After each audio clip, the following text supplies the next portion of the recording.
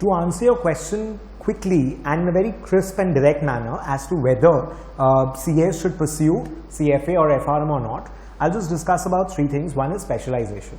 So students who have completed inter exams and are awaiting their, are in the articleship period before the final, that phase, or those who've cleared final, both will be able to understand, since in inter you've studied FM and in final you've studied SFM. So if you want to specialize in the area of finance, it'll make sense for you to get into a CFA or an FRM. Whether CFA or FRM we'll discuss later, and the details of the syllabus we'll look at later, but right now we need to understand whether we want to get into the finance specialization or not. So if you're liking FM, it does not matter as to how many marks, how much marks did you score in FM or SFM in your CA exams, but what matters is, are you interested? Do you enjoy studying that? Do you want to make a career in the field of finance or not? So that is what you have to look at. So if you're looking at being a tax consultant, CFA FRM would not make sense, or a legal department you want to work in the compliances area, it would not make sense so much. Maybe FRM in terms of risk compliance and all, we'll see that, but if you're looking at in particular, the filings and a typical law or taxation, IDT, DT, etc., it would not make sense. But if you're looking at something, a role in terms of risk advisory, in terms of transaction advisory department of Big Fours, or mergers and acquisitions, or you're looking at forensic auditing, if you're looking at these areas, even in the audit firms and CA firms and all, or Big Fours and all, or if you're looking at any kind of finance profile across banks, financial institutions, companies, any kind of finance role if you're looking at, then CFA FRM would make sense. So if you want to specialize in finance, then you should be looking up at CFA or FRM. The second thing is, we're looking at either why should CFA FRM, how is it going to be helping you? So first of all, the depth of knowledge you'll get in a CFA or an FRM would be much obviously more as compared to what you've done in CA. Now obviously the kind of knowledge of taxation or accounting or etc. we get in CA, we don't get in any other course probably. I believe so. The kind of knowledge you get about law in CS, you can't get in CA. Are you understanding? Similarly, when you're looking at the finance paper, FM and SFM in the final level, SFM will have derivatives as a chapter, portfolio as a chapter, security analysis as a chapter, all these chapters, and fixed income, equity and all those things. And now similarly, when you look at CFA, they would be or FRM, derivatives, fixed income, portfolio. Basically, these will be the subjects in CFA across levels 1, 2 and 3. So you can understand and imagine the kind of depth of knowledge in terms of finance you will be getting. Even when I'm looking at an MBA, you would not have that level of finance knowledge in CFA FRM, because MBA is a course on management. Finance could be a specialization in the second year, right?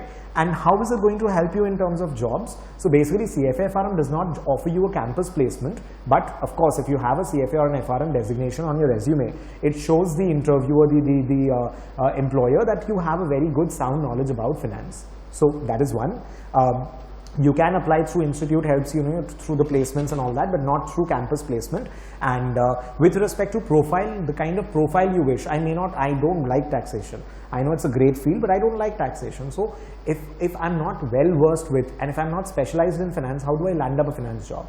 So basically, to get a better profile, not better profile, but my profile, the profile that I would want, I would rather say that. So if I want a profile of my choice in the finance area, it would be helpful in terms of course, making my resume better, in terms of getting a better job. Obviously, if I have more skills, more achievements, more knowledge, of course I would be, compared to a person with a CA, compared to a person with CA plus something, I would prefer that person, assuming everything else is constant. But the most important thing, over here is how you are able to talk, whether you're able to crack the interview or not, what kind of knowledge you have about the economy, etc. So all these things also of course matter a lot. I'm saying that everything else constant, exactly the same, then of course you would have an edge, you would have an advantage. And MBA admissions also, so I have seen a lot of students even after getting into B schools and all, if they are taking up finance. If you're taking up marketing specialization, it does not make sense. But if they are taking up finance specialization, a lot of students take up the CFA FRM designation. It's worldwide recognized, so they are international designations. The exams take place all over the world. So that is why should you or should you not take up a CFA or an FRM. With respect to the managerial part, basically what happens is whether you're in the phase of articleship or you're doing a job, so you have to put in a lot of effort in order to do anything, in order to achieve anything. Short-term courses would probably not give you that level of benefit, but if you're looking at a CFA or an FRM and about managing the coursework and all, most of the students are working and they do that. Our working professionals are taking up the exams even in the age brackets of 30s, 40s and 50s as well, because if you want a progression, if you want, you are dormant in a position, you want to climb up the ladder, shift profiles, etc., education is important, and not just CFA, FRM. So whatever field you're in, you'll have to specialize in that area, be it taxation, law, engineering, whatever it is. You have to keep on adding on and learning and growing in terms of your profession. With respect to managing, so you'll have to, of course, compromise on your social life, put in a little extra hours in studying before work in the morning or on weekends or anything. So you'll have to go through that struggle. So my advice would be to you to go through the introduction introduction playlist of CFA and FRM, which has the syllabus discussed in detail, the scope discussed in detail, the preparation and time and all that discussed in detail. And if you're still confused after that, go through the lecture, go through the video of CFA versus FRM. So if you're confused between the two, that will help you decide that. So I hope this was, this quick discussion was a little helpful for you to take a call. Thank you.